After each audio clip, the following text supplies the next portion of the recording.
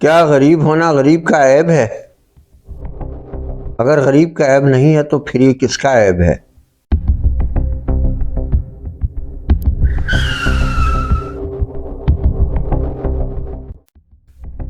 السلام علیکم ناظرین، میں آپ کے چینل رک جائیں پہ آپ کو خوش آمدید کہتا ہوں۔ ناظرین، ایک معاشرے میں مختلف کلاسز ہوتی ہیں، خاص طور پہ معاشی حالت کے اعتبار سے غریب ہیں سب سے پہلے، پور جن کو ہم کہتے ہیں، پھر لوور مڈل کلاس ہے، پھر مڈل کلاس ہے، پھر اپر مڈل کلاس ہے، پھر ایلیٹ کلاس ہے۔ سب میں رزق کی تقسیم علیحدہ علیحدہ ہے۔ غریب تو یقیناً ایک ایسا نام ہے جو اندازہ ہو جاتا ہے کہ غریب کون لوگ ہوں گے،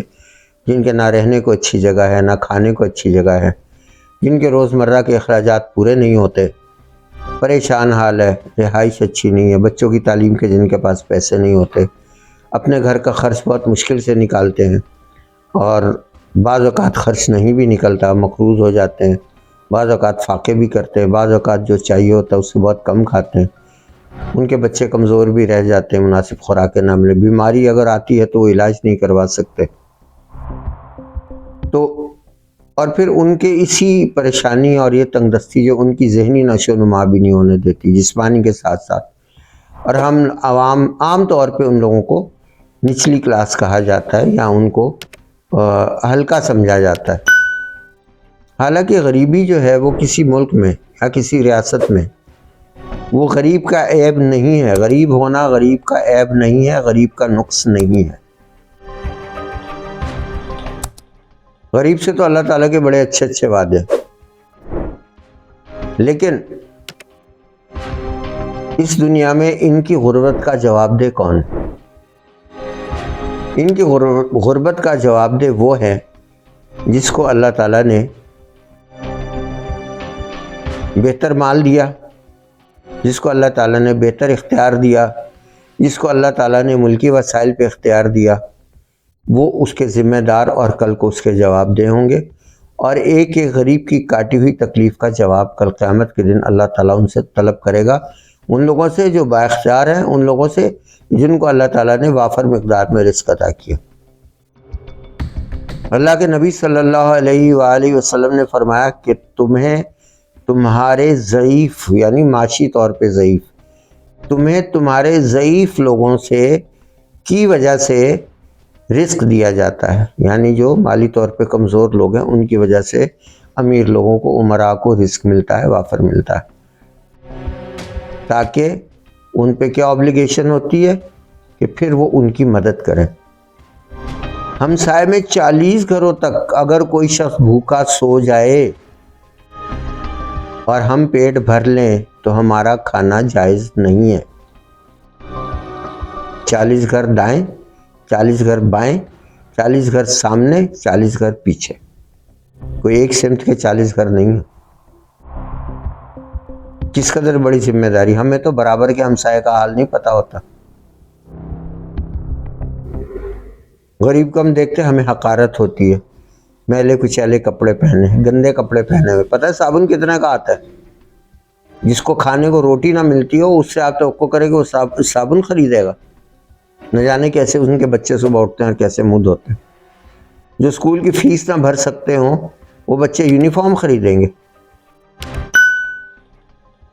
آج کل جو لوٹ مار تعلیم کے نام پہ مچی ہوئی ہے وہ آپ لوگ دیکھ ہی رہے ہیں، اور بلکہ آپ میں سے بہت سے لوگ بھگت رہے ہیں کہ بچوں کی تعلیم کا خرچہ پورا کرنے میں، کھانے پینے کا کرنے میں باپ جو ہے وہ اپنے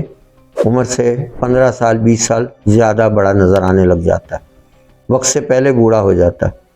اس قدر غریب کے اوپر تکلیفیں دی جا رہی ہیں،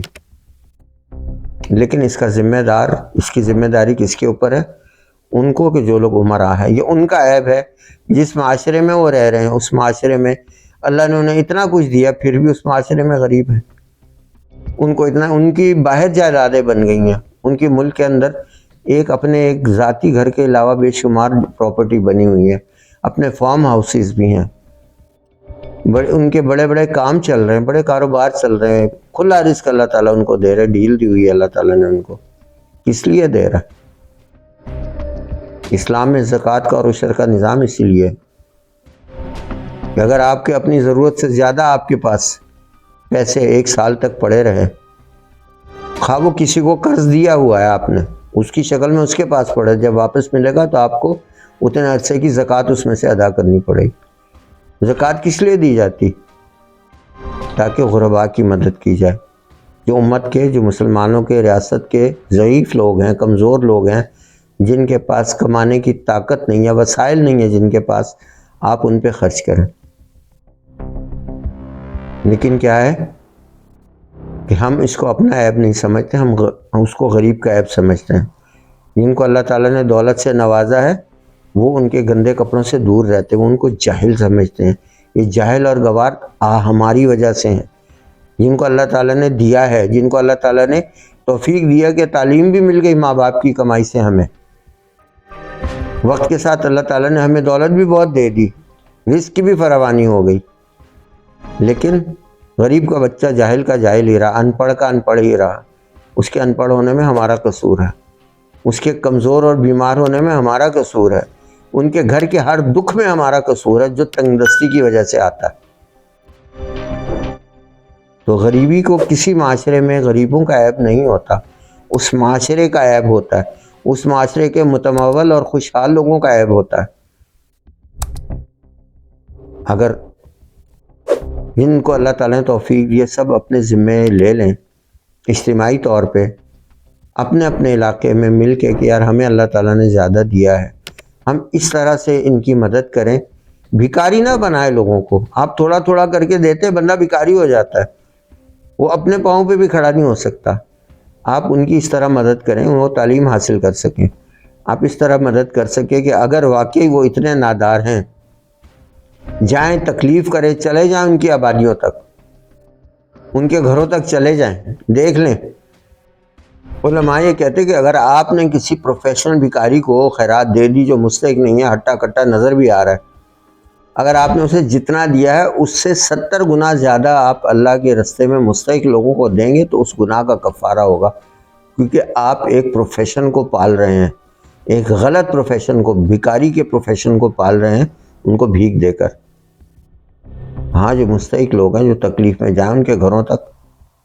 پتہ کریں، ان کی مدد کریں، جن کے بچے ذہین بھی ہیں لیکن انہوں نے کہیں ڈال دیے کسی موٹر سائیکل والے کی دکان پہ۔ بہت سے ایسے بچوں سے میں ملا ہوں، میں نے کہا کہ بیٹا آپ ماشاءاللہ اتنے سمجھدار ہو، ذہین ہو، یہ آج آپ موٹر سائیکل کی دکان پہ کیا کر رہے ہو، پڑھا کیوں نہیں؟ بولا پاپا فیس نہیں دے سکتے تھے۔ یہ سن کے دل جل کے رہ جاتا ہے۔ اچھے بچوں کو دیکھا، ذہین بچوں کو دیکھا، صرف ماں باپ فیس افورڈ نہیں کر سکتے، تو کیا ان بچوں کی فیس کا ذمہ وہ لوگ نہیں لے سکتے جن کے بچے باہر کے ملکوں میں جا کے پڑھتے ہیں اور پاکستان سے وہ ان کی فیسیں بھیجتے ہیں؟ اس قدر خوشحال ہیں وہ لوگ، کیا وہاں ان میں سے اپنے ایک بچے کے مقابلے میں غریب کے 2 بچوں کا خرچہ نہیں اٹھا سکتے کہ جو سٹی اسکول کی پیمنٹ کر رہے ہیں، جو فیلکن ہاؤس کی پیمنٹس کر رہے ہیں، جو بڑی بڑی فیسیں بھر رہے ہیں، بڑے بڑے اسپیشل اسکول ہیں، مجھے تو اتنوں کے نام بھی نہیں آتے،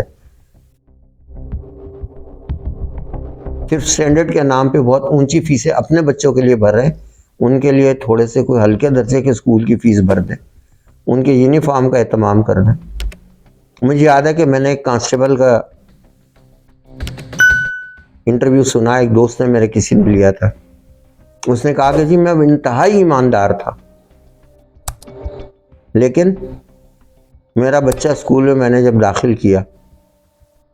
تو میرے بچے کو پرنسپل نے اس بات پہ نکال دیا کہ اس کے پینٹ کو پھٹنے پر سلائی سے، سوئی دھاگے سے سیا ہوا تھا۔ جب واپس بھیج دیا تو یہ پھر اگلے دن بچے کے ساتھ گیا اور پرنسپل نے کہا کہ یہ اس طرح کی یونیفارم میں بچہ نہیں آ سکتا۔ انہوں نے کہا انتہائی صفائی سے کیا ہے، میں نئی وردی نہیں خرید سکتا، میری تنخواہ اتنی نہیں ہے، پولیس والے کی بات بتا رہا ہوں۔ اس نے کہا تو اگر آپ وردی نہیں لے کے دے سکتے تو آپ کو پھر اپنے بچے کو بھی نہیں پڑھانا چاہیے۔ وہ شخص کہنے لگا وہ دن اور آج کا دن، میں نے صرف لوگوں کی جیب دیکھی ہے، نہ قانون دیکھا ہے، نہ اخلاق دیکھا ہے، نہ مذہب دیکھا۔ تو بالکل اسی طرح ہم اگر اپنے اگر محسوس کریں تو ہمارے کھاتے پیتے امیر اور متمول لوگوں کا عیب ہمارے معاشرے کے غریب ہوتے ہیں، اور اپنے عیب کو دور کرنے کی کوشش کریں۔ اللہ تعالی ہمیں ہدایت دے۔ ناظرین، اگر آپ کو میری باتیں پسند آئی ہیں تو میرے چینل کو سبسکرائب کریں اور شیئر ضرور کریں تاکہ یہ باتیں آگے اور لوگوں تک بھی پہنچتی جائیں۔ بہت شکریہ۔ اللہ حافظ۔